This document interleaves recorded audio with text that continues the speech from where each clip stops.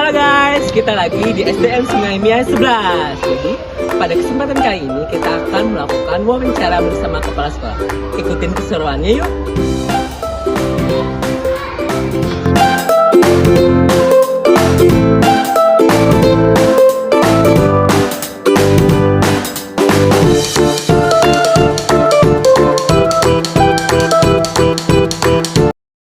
Baik, Assalamualaikum warahmatullahi wabarakatuh. Perkenalkan kami dari kelompok 8 dengan materi kepemimpinan yang hari ini akan mewawancarai kepala sekolah dari SDN Sungai Mia 11.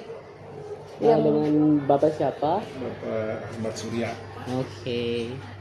Terima kasih Bapak atas kesempatannya yang sangat kami berterima kasih karena diberikan kesempatan, diberikan ruang untuk bertanya dan belajar bagaimana sih seorang pemimpin di sekolah itu, terutamanya di SD itu dalam mengayomi masyarakatnya seperti itu. Kita langsung ke pertanyaan. Yang pertama, di sini izinkan ulun bertanya, Bapak, dalam kondisi tertentu, apakah Bapak pernah menggunakan hukuman sebagai cara untuk mendidik atau tidak? Baik, jika Bapak menggunakannya, bagaimana Bapak menghindari dampak negatifnya? Untuk penerapan punishment sendiri bagi kawan-kawan guru untuk sementara ini memang belum ada. Untuk siswa sendiri sesuai dengan kesepakatan dengan Dewan Guru serta komite sekolah juga memang ada misalkan contoh anak itu melakukan kesalahan, terutama kesalahan yang cukup fatal yaitu tentang bullying. Jadi kalau misalkan ada kesalahan yang dilakukan oleh si anak tadi tentang bullying tadi, orang tuanya itu nanti akan kami panggil, terus bagaimana cara mengatasinya itu komitmennya langsung dari orang tua siswa serta siswanya itu sendiri. Terus yang kedua, salah satu pelanggaran yang memang cukup berat waktu kemarin itu ada salah satu siswa kami yang kedapatan merokok kelas 6. Nah, kemarin itu sama halnya juga dengan kasus bullying tadi, orang tuanya dipanggil, terus membuat komitmen sama-sama kalau misalkan memang hal tersebut akan terulang kembali ke depannya, komitmennya apa, misalkan contoh dapat hukuman berupa tidak turun selama 3 hari atau misalkan langsung diberhentikan. Tapi komitmennya macam-macam di situ. Artinya hukumannya menyesuaikan dengan kesepakatan dengan orang tua siswa seperti itu. Makasih Pak. Ulun menanyakan pertanyaan yang kedua, yaitu apa yang membuat Bapak tertarik menjadi kepala sekolah, dan menurut Bapak apakah posisi kepala sekolah ini diminati oleh para guru? Untuk Kota Banjarmasin sendiri lah, untuk kepala sekolah ini sebenarnya banyak kurang diminati oleh guru karena tugas pokok dan fungsinya sendiri kan lumayan berat, terutama tentang manajerialnya, tentang supervisinya. Jadi terutama untuk pengelolaan dana BOS pengelolaan dana BOS itu salah satu elemen yang sangat berat bagi kepala sekolah untuk mengelola tersebut. Terus ditambah lagi dengan kesejahteraan. Nah, kesejahteraannya memang lumayan, cuma tanggung jawabnya juga yang sangat besar, terutama dari segi keuangan yang mengelola dengan dana BOS tadi. Jadi tanggung jawabnya yang luar biasa. Jadi kurang diminati lah. Jadi kebetulan ulun ini kan salah satu alumni dari guru penggerak kemarin tuh. Nah, semalam tuh tidak menyangka juga untuk dilantik jadi kepala sekolah. Jadi siap kada siap kata atasan gitu kan, harus mau dilantik. Nah, sebagai bentuk loyalitas kepada atasan, ya ikuti aja gitu. Walaupun rasa berat. Artinya ada spesifikasi kesan kepala sekolah. Iya betul. Artinya apa yang memenuhi sudah?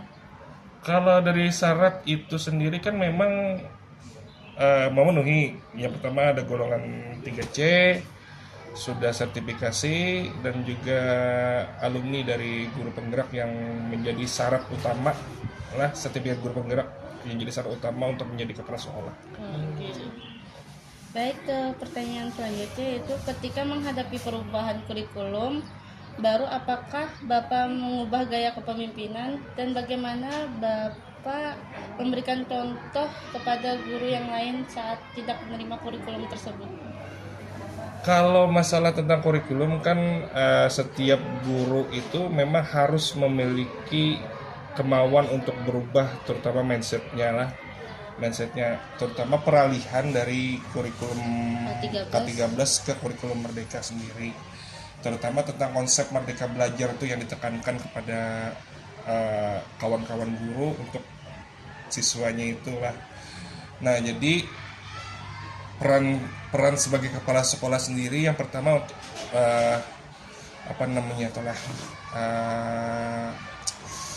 mengelola kurikulumnya dengan baik sesuai dengan karakteristik karakteristik satuan pendidikan masing-masing. Terus yang kedua, kepala sekolah sendiri otomatis nanti akan bekerja sama dengan dewan guru, menentukan yang mana itu visi misi sekolah yang berdasarkan data kuantitatif dari asesmen nasional berbasis komputer. Nah, seperti itu.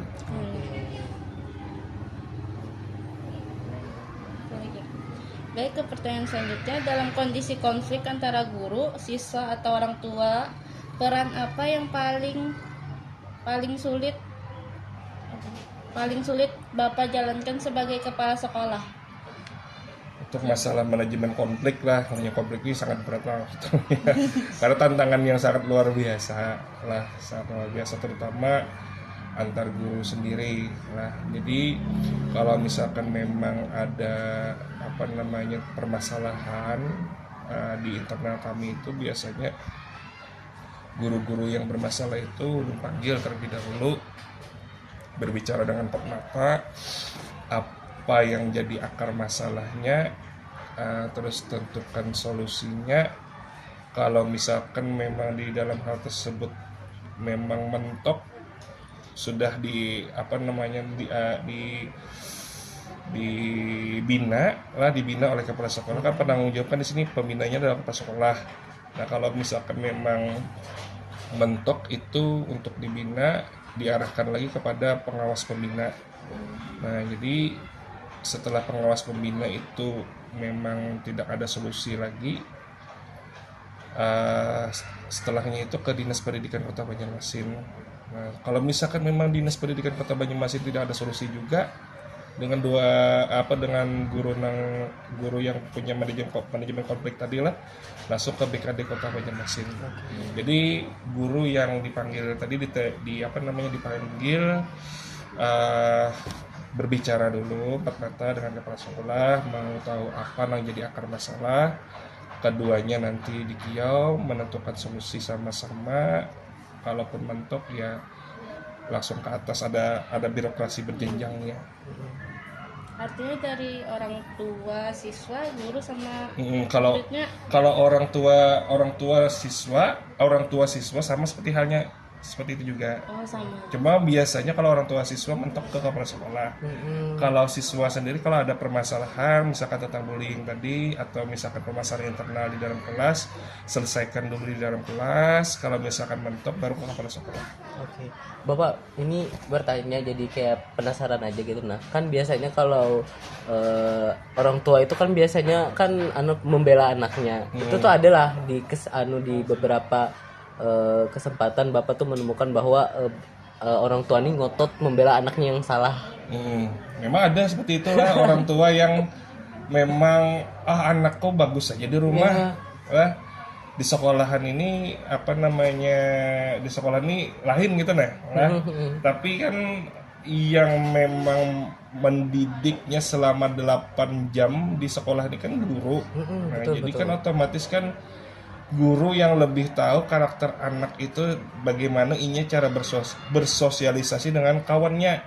Nah, jadi kan walaupun ada orang tua yang ngotot, jadi salah satu caranya memang memanggil kawan-kawannya yang terlibat dalam suatu masalah itu. Nah, jadi udah kayak saksi lah intinya gitu. Nah, ini bujur kasih ini melakukan bujur jadinya sudah kayak gitu. Atau misalkan di dalam kelas itu kan kami punya CCTV. Nah, jadi kalau kami bisa mengawasi lah intinya kalau ada permasalahan yang memang tidak bisa diawasi secara langsung oleh Dewan Guru, kami punya ada CCTV dan bukti otentiknya ada di situ. Keren lah di sini. Kalau di SD, di tempat SD Ulun tuh yang di kampung di Kalteng sana belum ada lagi CCTV. Oke, kita ke pertanyaan selanjutnya. Tadi Bapak ada menyinggung tentang supervisi. Nah, lalu mengapa supervisi yang efektif dari kepala sekolah penting dalam proses pembelajaran? Supervisi itu sangat-sangat penting sebagai evaluasi lah, sebagai evaluasi serta refleksi dalam proses pembelajaran. Jadi guru-guru itu pasti akan tahu yang mana yang selama ini menjadi titik lemah di dalam proses pembelajaran dan kenapa anak di dalam kelas itu banyak yang tidak tuntas atau tidak mencapai dari kriteria ketercapaian tujuan pembelajaran. Jadi penting sekali supervisi dilaksanakan di dalam kelas sebagai upaya perbaikan proses kegiatan belajar mengajar. Contoh kecilnya adalah Pak? Apa itu? Kayak misalnya contoh kecil dari supervisi itu kayak penilaiannya gitu nah. Contoh kecilnya setiap per 6 bulan kawan-kawan guru sendiri kan mengumpul semacam dokumen melalui platform apa yang namanya lupa guru platform guru mengajar. Nah, kalau dulu namanya berubah pengen menteri berganti ini pasti berubah kebijakan, tapi sama aja sistemnya sama. Nah, jadi penilaian kinerja guru itu berdasarkan dari supervisi. Nah, jadi 1 tahun dilakukan penilaian kinerja guru. Jadi guru itu mengupload RPP atau modul ajar yang dilengkapi oleh asesmen dari asesmen awal, asesmen formatif maupun sumatifnya. Nah, jadi di situ sebelum kepala sekolah langsung ke lapangan. Masuk ke lapangan ini dalam artian mengunjungi ke kelas-kelas. Jadi guru-guru tersebut mengupload dulu ke ruang guru tadi lah untuk pra supervisi. Jadi kepala sekolah melihat dulu bagaimana kualitas dari modul ajarnya, terus dipanggil gurunya. Misalkan ada perbaikan sedikit, kita komunikasikan, kita konsultasikan, upload kembali, terus ke lapangan melihat proses kegiatan belajar mengajarnya berdasarkan modul atau RPP tadi yang dibikin oleh guru. Oke, ini mungkin yang menjadi pertanyaan terakhir. Lalu apa yang Bapak bisa kemukakan mengenai yang dimaksud dengan seorang pemimpin itu bagaimana, Pak? Seorang pemimpin ini adalah berat ini maksudnya. Pemimpin itu adalah salah satu contoh suri tauladan, terus orang yang paling bertanggung jawab di dalam lingkup suatu tempat. Misalkan dicontoh di satuan unit kerja di SDN Sungai Mes 11 Kota Banjarmasin. Jadi intinya pemimpin itu adalah salah satu contoh suri tauladan, penanggung jawab.